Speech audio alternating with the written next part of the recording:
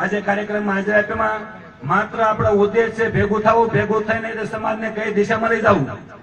ભેગા તો ઘણા થયા, રેલીઓ કાઢી, સભાઓ કરી, પણ સમાજનું હું આજે 70 વર્ષથી 2-3% વાણિયા બ્રાહ્મણો, 4% કોળી સમાજના મત લઈને જો રાજા બનતા હોય અને રાજા બનીને આપણા અધિકારો નષ્ટ કરતા હોય તો કોળી સમાજના માલિક બનવું કે ન બનવું? કોળી સમાજનો મુખ્યમંત્રી હોવો જોઈએ કે ન હોવો જોઈએ? તો ક્યાં સુધી કોકના 2-3% ખેતરમાં ભાગનું કામ કરવું? 2-3% લોકોના ખેતરમાં કામ કરવાથી માલિક નહીં બનાય. એ દાડિયા રહેશું.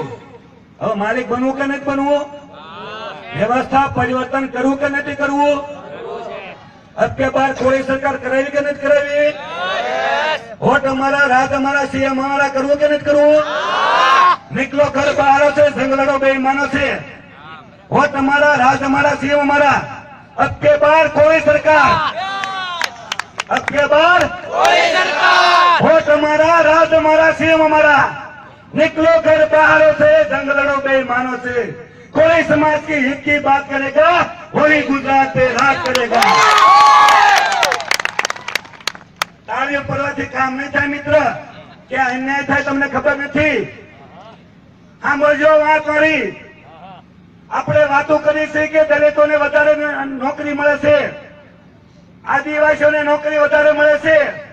એનું માત્ર કારણ કે આદિવાસીઓને, દલિતોને 1932 અનામત મળી ગઈ હતી. ક્યારે મળી ગઈ હતી?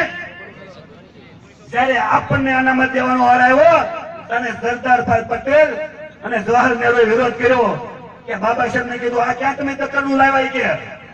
તો બાબા સાહેબે એમ કીધું કે જો આ લોકોને તમારે અનામત ન દેવી હોય તો આ મારા કાયદા મંત્રીથી રાજીનામું.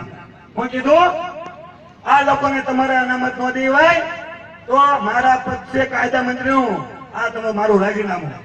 જો સાંભળજો, આપણે અધિકાર ને અનામત માટે બાબા સાહેબ આંબેડકરે રાજીનામું દીધું છે. પછી એની જેવો કોઈ બંધારણ લખવા જેવો વ્યક્તિ મહાન પુરુષ નહોતા. એટલે સરદારે અને જવાહરલાલ વિરોધ વિચાર્યું અને બોલાવ્યા, વિચાર કરી કે ભાઈ મેં આ લોકોને અનામત દેશું, તમારું રાજીનામું પાછું લઈ લો. એટલે 1952 આપણને અનામત મળી. ક્યારે મળી? 1952. એ વખતે આપણી જાતિ નક્કી નહોતી કે કાકા કાલેકર પર સતાણું કે તમે સર્વે કરીને આપો કે કેટલી જાતિ થાય. એટલે 2 વર્ષમાં સર્વે કરીને આપ્યું કે આ 54% થાય. જવાહર નહેરુને આપ્યું. એ ફાઇલ, એ રિપોર્ટ કરેલો અહેવાલ અમલવારી કરવાને બદલે જવાહર નહેરુએ આખી રિપોર્ટ થયેલો ફાઇલ અભરાય પર ચડાવી દીધો. 1972 આપણા 50 સમાજના છૂટાઈ ગયેલા લોકોએ પ્રેશર માર્યું કે રિપોર્ટ કરેલો ફાઇલ છે, અમલવારી તો કરો. ફાઇલ ઉતારી, રિપોર્ટ જોયો અને કહેવામાં આવ્યું કે જૂનો રિપોર્ટ થઈ ગયો છે. સાંભળજો મિત્રો, આ 2-3% વાણિયા બ્રાહ્મણની મેલી બુરાથી હું કીધું કે જૂનો રિપોર્ટ થઈ ગયો છે. જેને દેવાની દાન નહોતી એટલે તો 20 વર્ષ પહેલા કોળી હોય એ કે વાણિયા બ્રાહ્મણ બની ગયો હોય તો હું કીધું કે જૂનો રિપોર્ટ થઈ ગયો, ફરીવાર રિપોર્ટ કરો.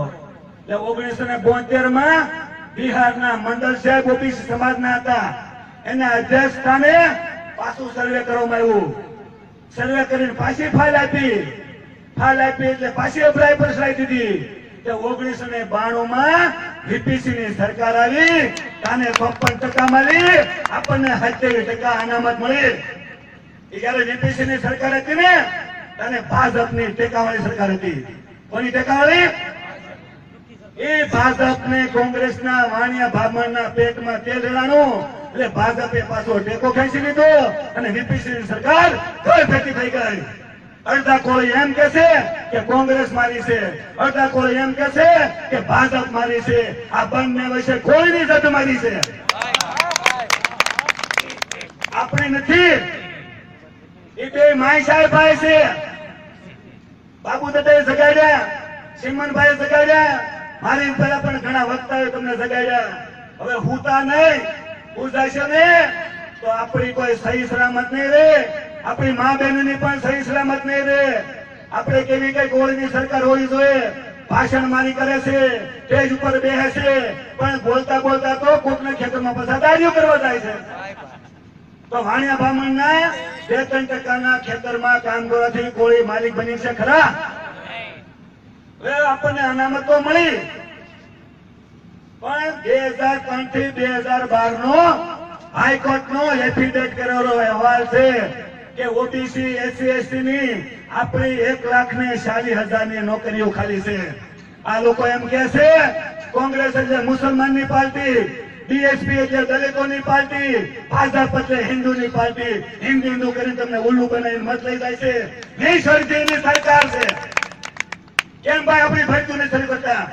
માત્ર તમારો મત લેવા અને અંદર અંદર બગાડવા અને આપણું શોષણ કરવા સરકારો બની છે. તો સરકારમાં બેસવા માટે કોળીની સરકાર હોવી જોઈએ કે ન હોવી જોઈએ?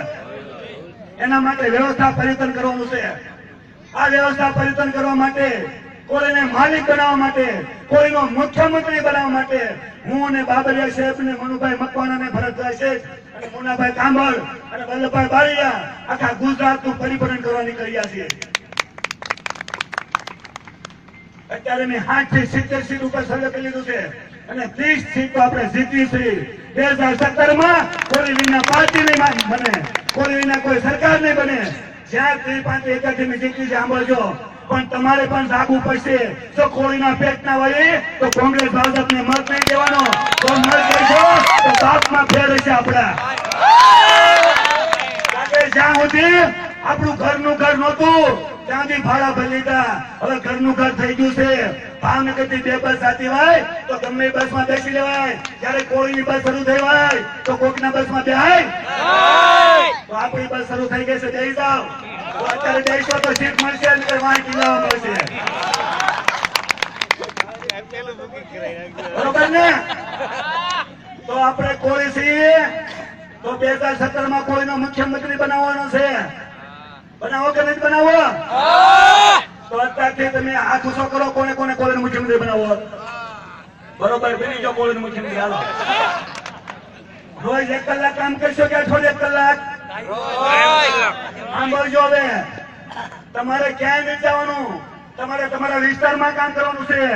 તમારા હહોના કુટુંબમાં કહેજો, હહોના મોહળમાં કહેજો અને પૈણાય તો હહોના હારિયામાં કહેજો કે આપણી પાર્ટી બની ગઈ છે. આપણો મત આપણી પાર્ટીને. આપણી પાર્ટી એટલે વ્યવસ્થા પરિવર્તન પાર્ટી. 40% કોળી સમાજ ભિખારી જેમ ટિકિટ માંગવો ન હોવો જોઈએ, ટિકિટ દેવડો હોવો જોઈએ.